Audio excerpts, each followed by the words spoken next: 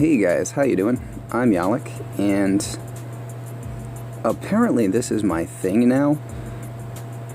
We have new tribes as of a couple days ago. I've been trying things out, and a lot of other people were sort of blah or down on these tribes, and I guess it's my thing now, but I'm going to go ahead and argue with that, and I'm going to call these way overpowered, because in my opinion they are. Your opinion may vary, but you're wrong. No, listen. So, we have had some incredibly powerful tribes recently, like the Zuka damage tribe, 50% Zuka damage, or plus 50% GBE. There's nothing like that, okay, granted. However, if you use RZCM, and you should, because it's one of the best combinations in the game, you should be familiar with it, this is incredibly powerful. First of all, notice that the defensive tribes, mortar health and sniper tower damage, those are not all that exciting. If you're an ice player, sniper tower damage, really? Rocket launcher damage, that'd be great. Or, you know, we just got done with shock launcher health, plus 50%, which was annoying because you couldn't kill the things. They had the health of prototypes. So, if you're an ice player, I don't think either of these things is really going to be, you know, great for you. On the other hand, Power Stone over here, Spirit Dancer, that's good for everybody. Everyone likes Power Stones because more Power Stones equals more powder equals more fun, whatever way you like to play the game, offense or defense. So that's a fantastic tribe. I will never ever complain about that. And then we have these three tribes at the bottom. So Rifleman Life Leech, plus 50%, great. My rifles are going to stay alive longer, and rifles deal pretty good damage too, so that's a life leech bonus for them. Is, you know, I mean, tanks, a life leech bonus for tanks don't shoot fast, so they're only, you know, there's that pause between, I don't know how long that pause is even, there's that pause when they're not shooting at something that they're not leeching any life. Riflemen are leeching life continuously, so I've sent them up against rocket launchers this morning and have not had issues. So Cryoneer health, this one, at first I wasn't going to boost it, but then I heard it went up to 80%, and I decided to do that. And the reason I decided to do that, I will show you. First of all, for reference, warriors are just over like around 1200 health. Cryoneers also have pretty decent health. They are normally right around that area, a tiny bit more, just under 100 more. But yeah, which is pretty good. I mean, you can take a few mines, you can get shot at a little bit, and they'll survive. But with the plus 80%, and then also I have troop health, and my troop health is, I think, 32. 33. Oh yeah, I recently got a tiny upgrade on that, so that's cool. Yeah, so 33. So I'm over 100%, 80 plus the 33. I'm over 100% on the health boost. So now my Cryoneers they're almost like mini heavies out there.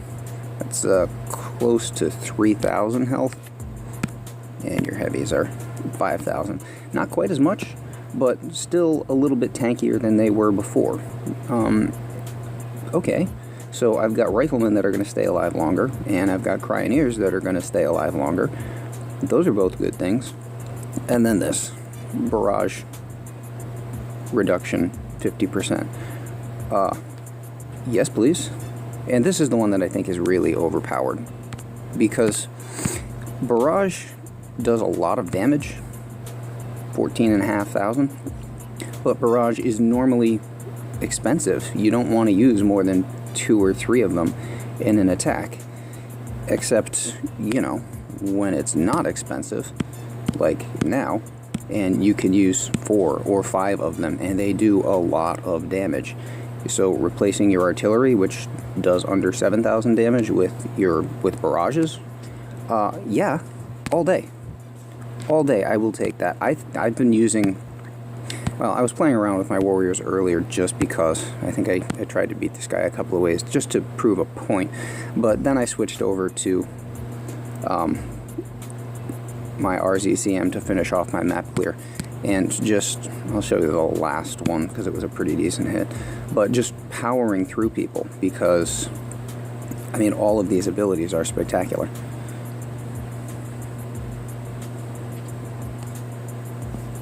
Plan here is to get up into the blind spot of this guy and pretty much just ignore the other shock launcher.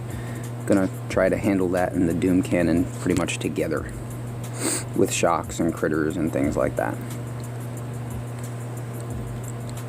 You know, just cutting through people. Now this guy has a little ice. He doesn't, it's not like a lot. I think I see 2 boosted. I don't know if there are any more because I didn't count his, yep, yeah, it's just the 2 boosted. But we get ourselves into position.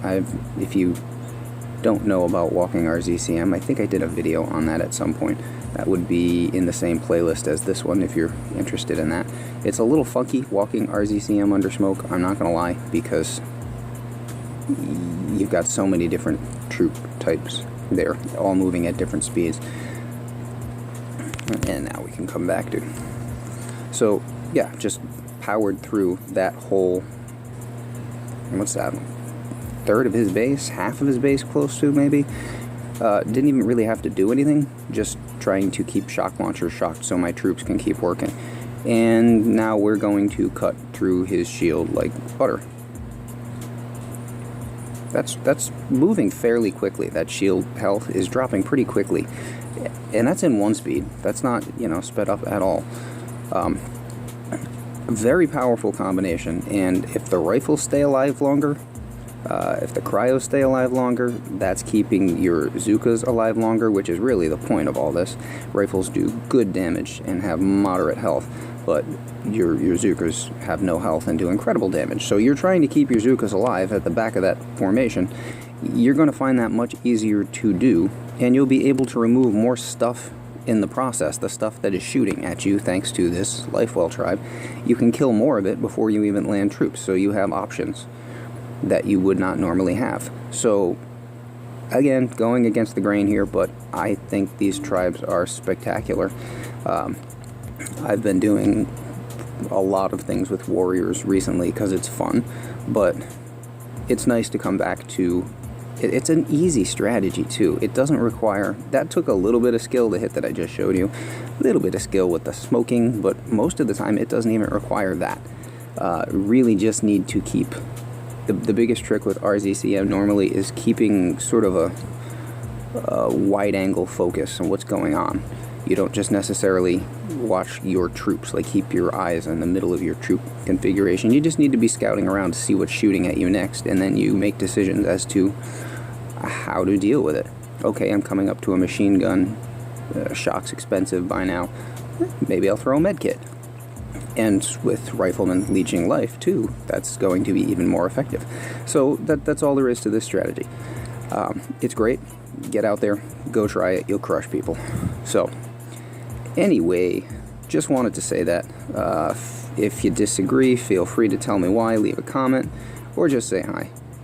Have a great day. I'll catch you later.